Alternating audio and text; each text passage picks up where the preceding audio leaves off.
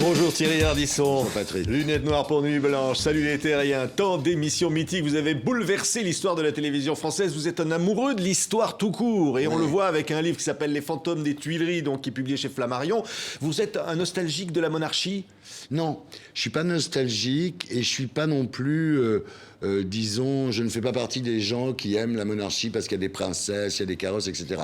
Moi, mon propos, il est vraiment au départ, il est vraiment théorique. C'est-à-dire, je pense qu'il est urgent de repenser l'idée monarchique en oubliant l'épisode Charles Maurras qui a fait de la monarchie une idée d'extrême droite. Parce que je dis, vous dites, je suis monarchiste, les gens pensent que vous vous n'avez votez... plus le droit d'être monarchiste aujourd'hui. Voilà, les gens pensent que vous êtes Front National. Je veux dire, bon, mais ça, c'est la faute de Maurras qui a accolé l'idée monarchique à l'extrême droite. La monarchie, c'est justement quelque chose qui est au-dessus des partis politiques. Oui, il y a beaucoup de monarchies d'ailleurs en Europe. Il y en a 10, et puis des pays où ça se passe très bien. Quand la gauche est majoritaire, le Premier ministre est de gauche. Quand la droite est majoritaire, c'est un... Si vous voulez, je ne vais pas vous prendre la tête avec ça, mais en fait, c'est très simple. Nous, on fonctionne dans un système. Il y a toujours eu des conservateurs et des progressistes, la droite et la gauche.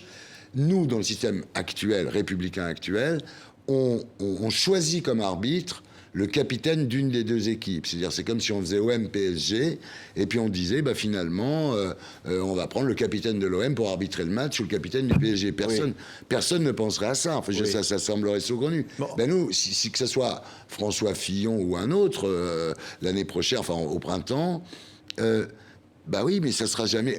que le président de la moitié des Français, quoi. Et c'est ça que j'essaye de faire comprendre. Ça sera quand même un monarque républicain, comme oui, on dit en plus, parfois. il a les attributs. Alors, ce qui est terrible, parce que si encore son pouvoir était réduit, mais François Hollande, pendant ces 5 années, a eu beaucoup plus de pouvoir que n'en avait Louis XVI. Je veux dire, donc en plus, on donne à ces gens-là un pouvoir considérable. Oui. Ils sont là pour 5 ans, ce qui est encore pire que 7.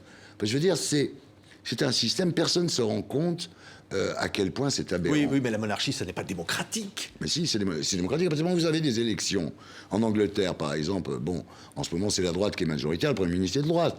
Donc c'est parfaitement démocratique. Puis le roi règne, il ne gouverne pas. C'est-à-dire, d'ailleurs, on voit bien, il y a une série en ce moment qui s'appelle The Crown, qui va être primée, d'ailleurs, sûrement aux Golden Globes, aux Oscars, etc., où on voit le fonctionnement de la monarchie britannique. C'est-à-dire, on voit vraiment comment, chaque semaine, le Premier ministre va voir la reine, ce que la reine lui dit, mais on voit aussi que elle lui dit pas ce qu'il faut faire. Le Premier ministre est tout à fait souverain, je dirais. Oui, alors, ce que vous racontez dans ce livre, Thierry Ardisson, c'est l'histoire de ces dauphins qui avaient tout, finalement, pour monter sur le trône, et puis rien ne va se passer. Et c'est une histoire, ce sont des histoires vraies, ce sont 5 dauphins. Exactement. Et ça se passe dans l'ancien palais des Tuileries. Qui a été détruit, donc tout ça est une Atlantide monumentale. Non, si vous voulez, c'est vrai que quand j'avais fait mon livre Louis XX en 1986, donc il y a 30 ans, j'avais découvert en fait cette histoire-là. C'est-à-dire que 5 dauphins qui ont tous joué dans le même petit potager à côté du pavillon de Marsan, il n'y en a aucun qui est monté sur le trône. Oui. Pourquoi ?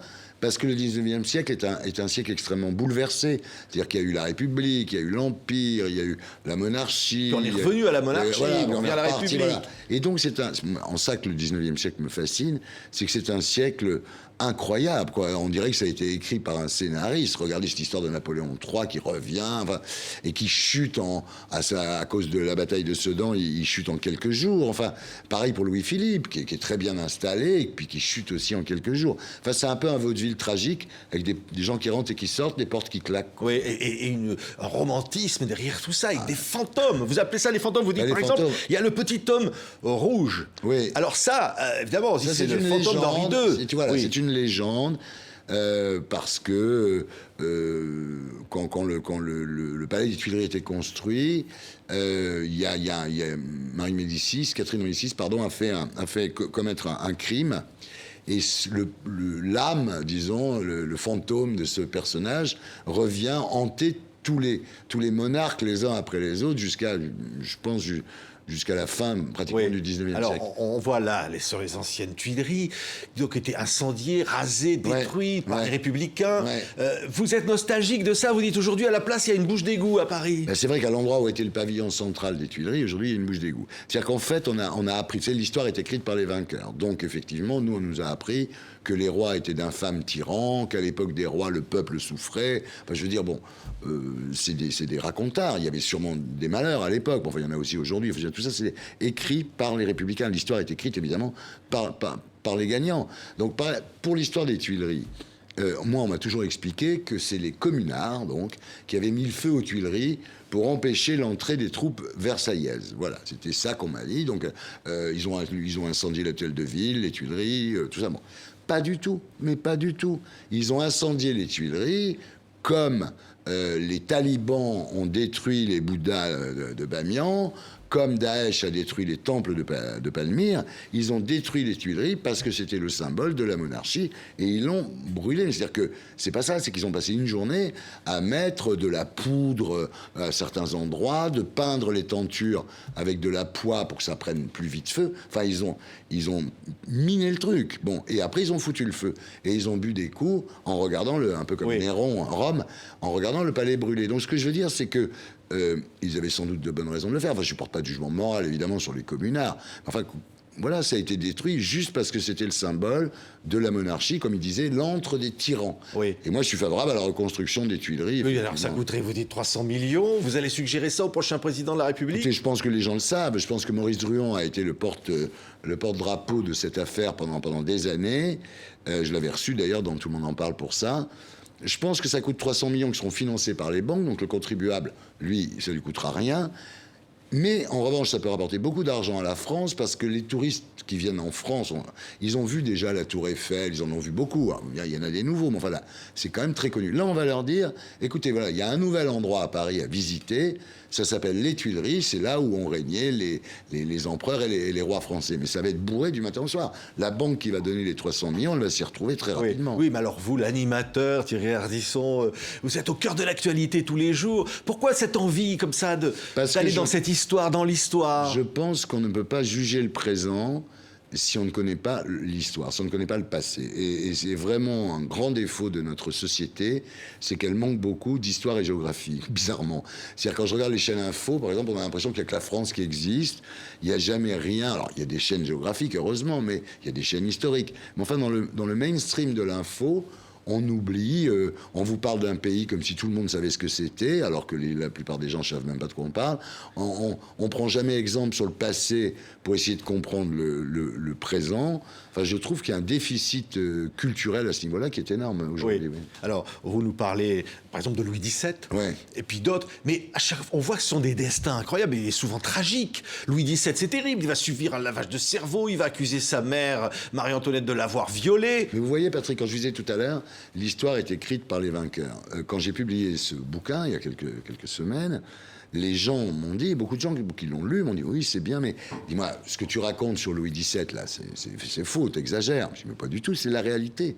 C'est-à-dire que on nous a jamais expliqué, effectivement, ce qu'avait subi ce pauvre enfant, parce que c'est un enfant. Et dans un monde aujourd'hui où la dernière chose sacrée, c'est l'enfant, quoi. Je veux dire, bon,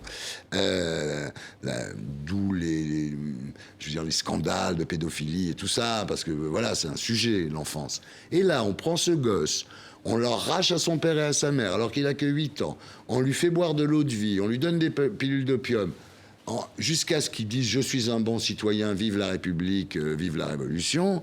Mais ça encore, c'est un lavage de cerveau, comme Ho Chi Minh en fera beaucoup après en Indochine. Mais sur les soldats français qui ont raconté ce qu'étaient les lavages de cerveau, les soviétiques ont fait des lavages de cerveau, les nazis ont fait des lavages de cerveau. Donc on lui lave le cerveau, mais une fois qu'on lui a lavé le cerveau, on lui dit « Maintenant tu vas dire que ta mère... » non seulement est une pute, alors il crie comme ça dans la cour de la prison, il entend sa mère et sa sœur, il dit elles sont pas encore mortes les deux putes. Enfin, c'est quand même incroyable de faire ça à un enfant de 8 ans. Bon. Et ensuite on lui fait signer un papier comme quoi sa mère l'a obligé à coucher avec elle, donc de façon à condamner Marie-Antoinette pour inceste. Alors effectivement, les gens me disent est-ce que oui c'est vrai, oui c'est vrai qu'il y en a eu d'autres. Hein. On parle pas des génocides vendéens, etc. C'est-à-dire que j'ai l'impression, et je vois que Michel Onfray dans son dernier livre dit que le mal remonte à Rousseau. Je trouve qu'il est sain de voir les choses aujourd'hui de l'autre côté. Qu'est-ce qu'est la monarchie comme idée? Est-ce que c'est un bon ou un mauvais régime? Moi, je pense que le système Westminster, évidemment pas la monarchie absolue de droit divin, le système tel qu'il existe dans 10 pays d'Europe, je pense que c'est bon.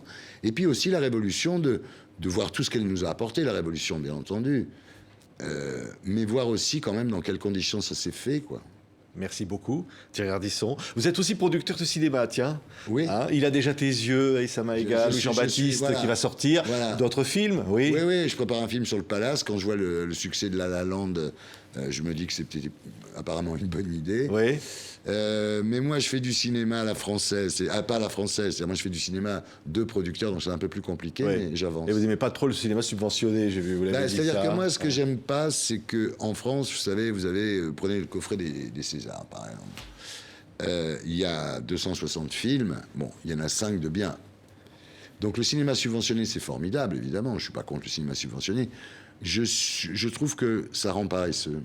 Voilà. Oui. Et la liberté à la télévision, ça existe toujours? Oui, Vous vous êtes savez- un des chantres de cette liberté. Vous avez fait vous tomber les barrières. Hein. Vous savez, la télévision, quand les gens ont compris qu'ils peuvent pas vous obliger à dire ce qu'ils veulent que vous disiez, ils le font plus. Moi, personne ne se mettrait dans l'idée de dire, je vais dire à Ardisson de dire ça. Donc je pense après qu'il suffit d'avoir dès le départ affiché certains, disons, liberté de ton, liberté d'esprit, et puis après les gens ne se... Oui. Les gens n'insistent pas. Et vous resterez toujours en noir. Hein. Bah oui, maintenant, le plus gros effet, vous savez. Merci Thierry Ardisson. Les fantômes des Tuileries est publié chez Flammarion, Merci votre de nouveau votre livre. accueil, Patrick. Merci beaucoup. Merci beaucoup.